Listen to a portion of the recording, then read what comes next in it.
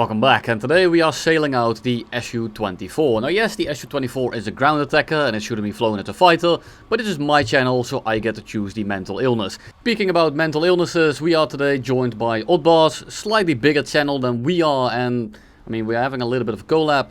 He will drop a video on his channel in a few days here where we have the live commentary. I did my usual, and if you want to see us losing our absolute minds, feel free to give him a visit, subscribe, and make sure that you don't miss the video that's about to come out. There's also another reason for this clip right here. I just want to show the absolute amount of burst mass that comes out of this plane. MiG-23 first. I mean, we shoot at him, we severe him, and you might think, well, you killed him pretty quick with those guns.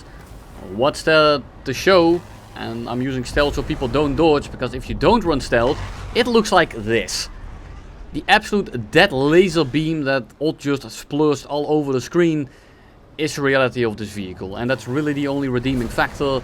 So of course we are gonna make this plane even worse to just go all in the meme loadout, which is of course 3 extra gun pulls together with the internal gun, which means that we basically shoot a slightly overweight adult man every second. The burst mass is rather obscene, and we are looking at over 100 kilograms per second of 23mm. The guns hit extremely hard, they kind of just shotgun, they go all over the place, and this makes it very easy to hit people in the head on. The issue is that the burst mass is so high because of the rate of fire, and because of that you basically have no ammo, and if you sneeze twice, it is gone. You will see that I shot about twice or 3 times in this game, and I'm already on pretty decently low ammo. This is good for maybe another 2 kills if you are super trigger disciplined, but this is something that you can't really do reliably, because this plane is hardly airworthy. And I say that because it doesn't do anything well in the flight department. It isn't fast, it doesn't accelerate well, it doesn't hold speed, it doesn't turn. It literally does nothing well in terms of flight performance, which is a little bit of an issue. It does pull a decent amount of AOA at the very start, but it bricks out very quickly, and then you just kind of float in midair and get absolutely nothing done. And that's why I say that this kind of trigger discipline is just not a reliable way to gauge this plane, because you can't really do those kind of short bursts, because very often you're not able to line it up properly whatsoever. At this point we are out of ammo, we only have chaff and flares left and 1 extra missile. So what do? We are gonna absolutely barrel stuff this F4S, because he is flaring, and then we should be able to get the kill with the R60, but we only get a hit, which is rather unfortunate, but I still have 1 projectile left, which I will gladly use. So the F4S kills my teammate, we loop around. And what are we going to do? We are going to use the one thing that has a higher burst mass than a lot of 23s, and that's the entire plane. As you can see, that was completely necessary, and we didn't waste a life at all because he got missiled out of the air. And we also didn't cut the clip prematurely to show you that I died. That of course didn't happen at all. Now here's a game that is slightly more tactical, if I can call it that. I mean, what I'm gonna do is fly around and shotgun people, but that's really the entire gameplay loop of this plane. And I'm pretty sure if I put someone in the cockpit that has very little experience at top tier, they're gonna be basically as effective, because the gun is basically aiming itself. If you just go for the 1 or 2, maybe 3 kill mentality, you should be completely fine. We missed the J7E out of the air, he's not really paying attention, he's engaging someone else, so we get a pretty free kill in. And then we have the AJ-37 that is turning around. Now the good news is that he doesn't have radar missiles, so we don't have to go to the deck, and we can use the speed that we had banked in to get away from him. So we shoot down the J7D on the way out, and I just want to get separation. The AJ-37 will catch me, he will kill me, so all I really need to make sure here is that I get separation while he is slow, so I can actually turn around and head on him. And here it's important that you know that he doesn't have radar missiles. Because of that, it means that I can somewhat keep my altitude and not worry too much about the head on as long as I pre-flare. So I'm just waiting to get away from this guy. The second he starts almost catching me, I will turn around. The turning circle of this thing is absolutely ginormous, and yes, that's an English word. So you need a lot of room to actually be able to turn around like this. We lose a lot of speed, we try to pull in. We have the ability here to line it up at about 3 kilometers, which is about where you want to be. I'd like a little bit more range, but 3 kilometers is plenty to line it up, squeeze the trigger, and just completely disassemble this plane. As you saw in the intro clip, the amount of tracers, or the amount of rounds flying at that guy, is stupendously high, which makes it kind of funny, and that's why I run stealth. People don't dodge the head-ons. When you don't run stealth, people really like just dodging you. Now we merge with this J7D. This is not a winnable fight, but I felt like I wanted to try it anyway. I'm below him. I have a decent position. He's going to burn a lot of speed doing this maneuver. So we are actually going to go straight up. We fold out the wings. We start using the landing flaps to actually rotate around.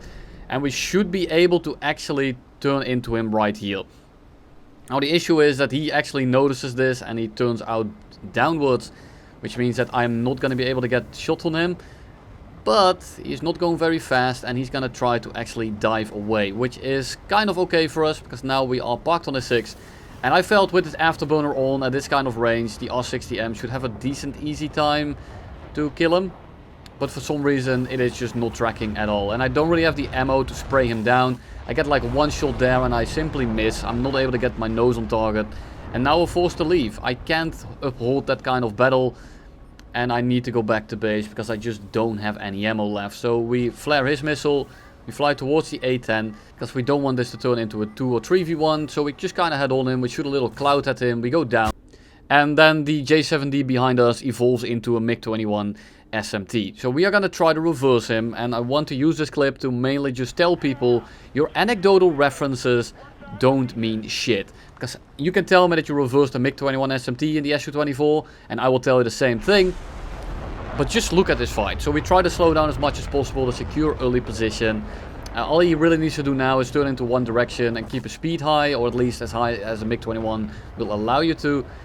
And he just got throttle like 500 meters away from me, which essentially just means that he is gonna kill all of his speed and just kind of helicopter in front of me. You don't want to go full on air brake, afterburner off, engine off when someone is like 500 meters behind you, because you just give him way too much opportunities to very easily kill you.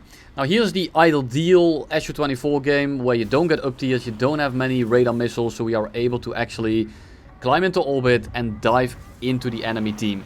Because when you dive into them, it mostly looks like this. People aren't really paying attention to you. They aren't going to be flaring your R60s. The F5 actually flared my missile by shooting his own missile, which is rather unfortunate. But you know, it is what it is. After getting one kill in this case, we simply leave and get a bit of separation. Now we just kind of pre-flare because we have plenty of them. I also heard some vehicles, but it's actually the AIs that just spawned in. Those kind of spooked me.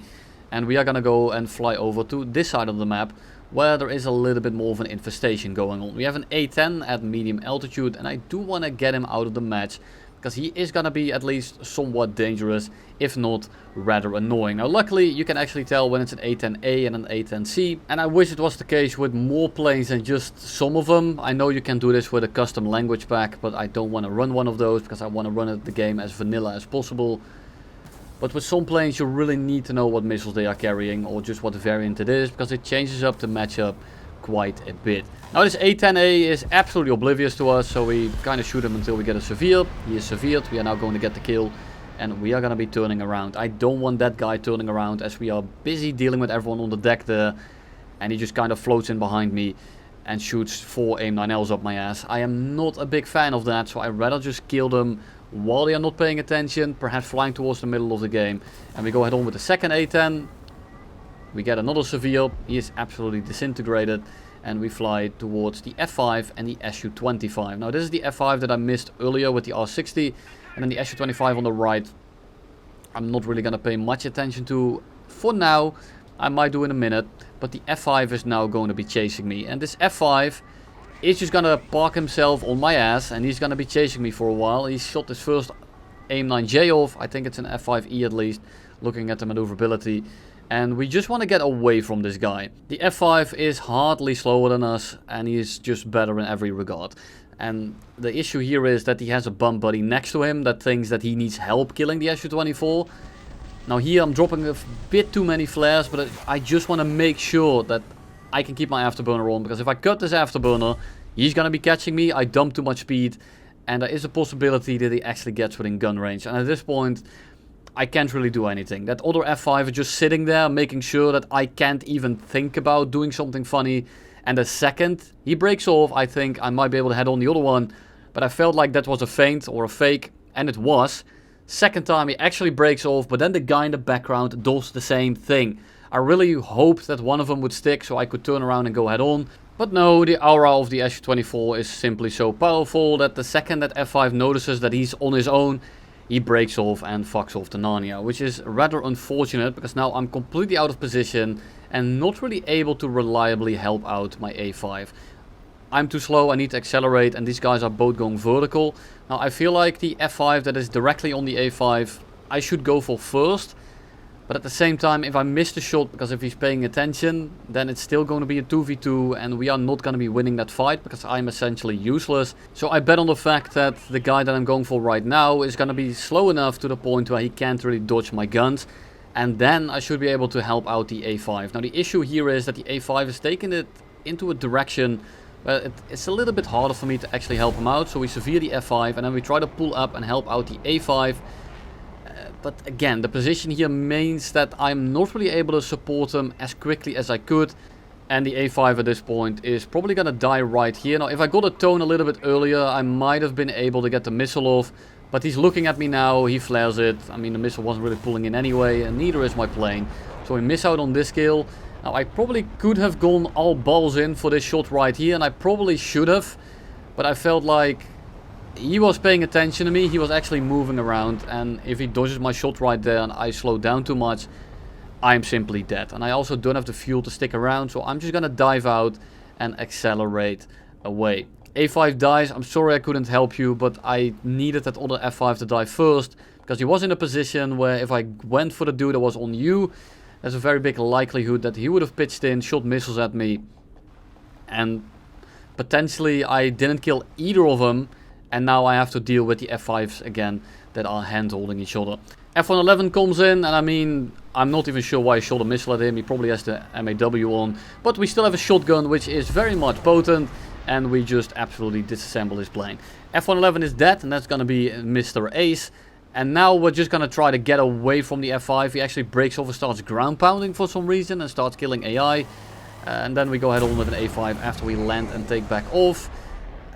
I just wanted to include this to show you how miserable it really is. Now I took a little bit too much fuel upon taking off, which is going to hinder us a little bit. And the Buccaneer in the background is simply farming ground units, which means that the tickets are going down. And again, I don't care if it's a win or a loss, I just don't enjoy winning or losing on tickets. Now we turn the radar on accident here, we won't really need it. And I'm simply going to try to just be slower than him and use the flaps to turn inside. But this man has the incredible ability of turning into one direction, which means that I am never going to be able to get the shot. The rate of the A5 is so much better, even if he doesn't do it optimally, to the point where I don't even have to think about doing anything. So we try to slow down here, I'm trying to reverse him, I touch the rudder slightly, and we just completely overroll. Now luckily this guy is going a little bit quicker, so we should be able to reverse him right here. Now we turn in behind him. I'm trying to make sure that our teammate doesn't missile us instead of the A5. So I'm constantly pre-flaring, I'm constantly looking behind me. The Buccaneer in the background is still killing the tickets and I just want to try to get 7 kills. Unfortunately, it's just not going to happen because he is just killing everything with his bombing computer and the oversized bombs for tanks that probably could be killed by a 50 cal. Object 906 is definitely the case. Now he starts diving out and he gives me a bit of room, so I just want to shoot missiles at him so he drops his flares. He doesn't have many, he's already dropped quite a few of them. I still have 1 missile left, so I feel like if he's out of flares and he tries flying away, I should just be able to barrel stuff him with one. So here he goes for the Buccaneer, gives me a bit of an opportunity to slot in on his 6. So we start pre-flaring, so we don't get missiled. He still has flares left, so he flares my missile. But at this point he's going pretty slow, and we should be able to just kind of park on his 6 and hold the trigger down. There we go, we managed to get a hit in. We're not able to get another shot in without ramming him out of the air. He goes into a flat spin and, well, he's gonna hit the ground and we are gonna get the kill. But unfortunately, we are not gonna get the 7 piece because I feel like that F5, if we were to get to him, we might have been able to head on him. He's 22 kilometers away, he's flying directly at us. But unfortunately, the Buccaneer has a different idea of how this game is going to end. And that's all I have for you today. Thank you all for watching. Don't forget to subscribe to Oddbars to wait for the video that he's going to post there with me in a few days here. We are going to be losing our minds in the SU-24 with some live commentary.